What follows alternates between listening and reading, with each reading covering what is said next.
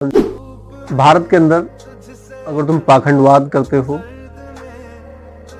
और अगर तुम रेपिस्ट हो, दलाल हो या एक से एक बड़े गैंगस्टर हो या इससे बड़ी कोई पोस्ट लिए घूम रहे हो तुम, तो तुम्हारे लिए अगर तुम हिंदू मुस्लिम की बातें कर लेते हो, भड़काऊ बयान दे सकते हो, हिंदुओं के पक्ष में मुस्लिमों को तुम गाली दे सकते हो, मुस्लिमों के कब्रिस्तान की बात कर सकते हो, मुस्लिमों की महिलाओं के बारे में अगर तुम बात कर सकते हो, तो इस भारत देश के अंदर तुमको अवार्ड दिया जाएगा। अगर तुम मुस्लिमों के खिलाफ जितना तुम भड़काऊ बोल पाओ, उतना अगर तुम बोलने में सक्षम हो, तो तुमको भारत के अंदर अवार्ड दिया जाता है। लेकिन सच्चाई तो ये है कि अगर तुम पाखंडवाद ज्यादा फैलाने में सुपर हो, तो तुमको अवार्ड दिया जाएगा, तुमको भारत रत्न दिया जाएगा। लेकिन अगर तुम किसी साइंटिस्ट की बात करोगे, देश में रोजगार की बात करोगे, देश में इकोनॉमिक्स की बात करोगे, देश में अर्थव्यवस्था की बात करोगे, देश में तुम एजुकेशन की बात करोगे, देश में हॉस्पिटल्स की बात करोगे और देश में तुम इन्वायरमेंटल की बात करोगे, पर्यावरण की बात करोगे, तो तुम्हारे पे क्या दर्ज हो जाएगी? FIR दर्ज हो जाएगी। और तुम फिर चाहे बालिग हो और चाहे नाबालिग हो, जैसे अस्मित गौतम के ऊपर 14 इयर्स का एक बालक है और उसने कुछ चंद सवाल ही तो पूछ लिए, और सवाल ऐसे पूछे कि एक तरफ पाखंडवाद और दूसरी तरफ साइंटिस्ट,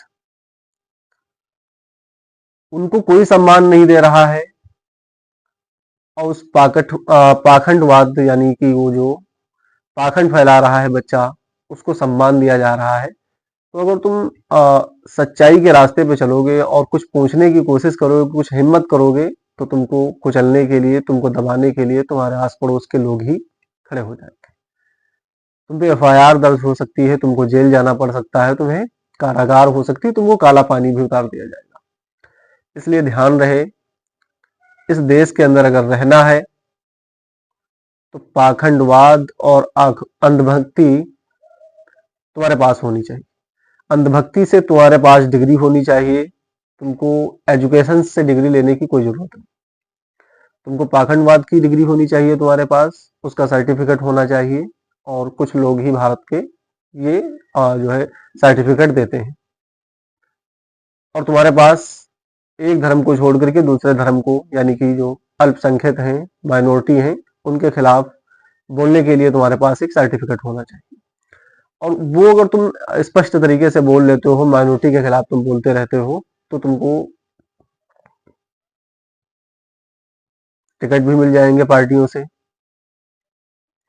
तुमको सहयोग, तुमको समर्थन, तुमको फंड, हर एक चीज तुमको मिल जाएगी। बस तुम सहयोग और सक्षम तरीके से करते रहो, क्योंकि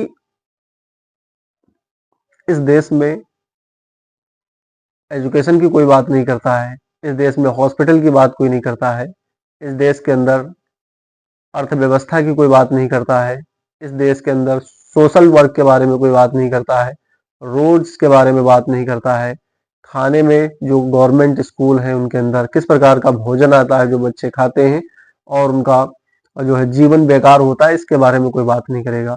उन बच्चों के लिए किताबें तो ट्रक ट्रक भर छप के आ जाती हैं, लेकिन उनमें क्या लिखा हुआ है इसकी जानकारी किसी को नहीं है, और कोई इन चीजों को पता लगाने के लिए सक्षम नहीं है।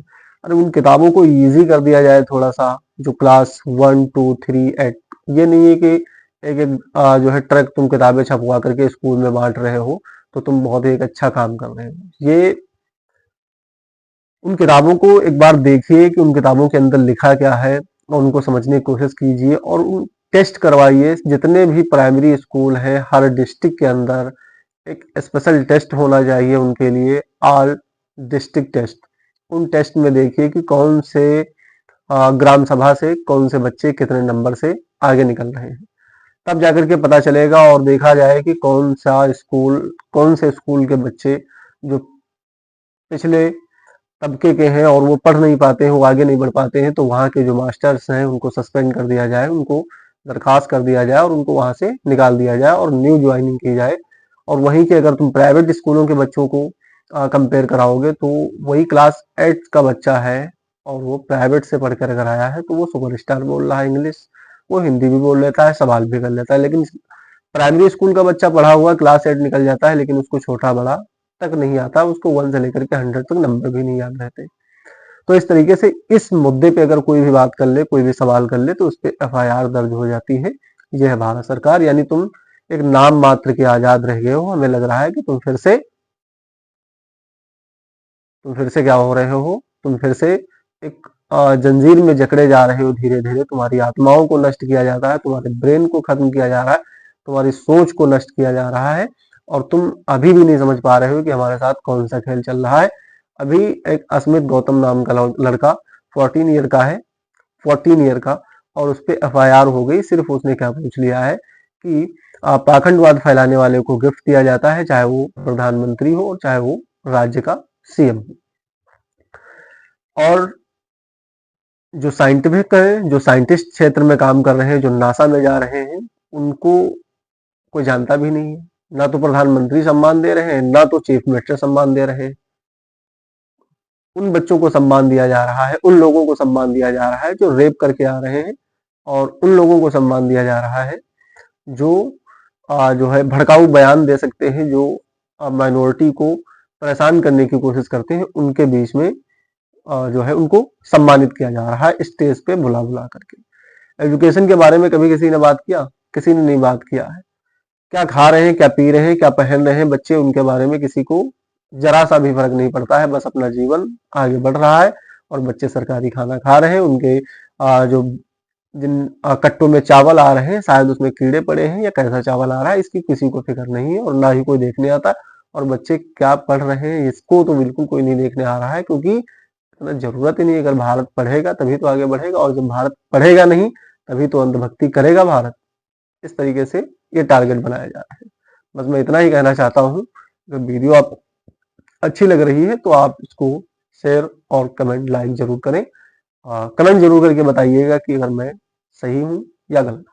All the best.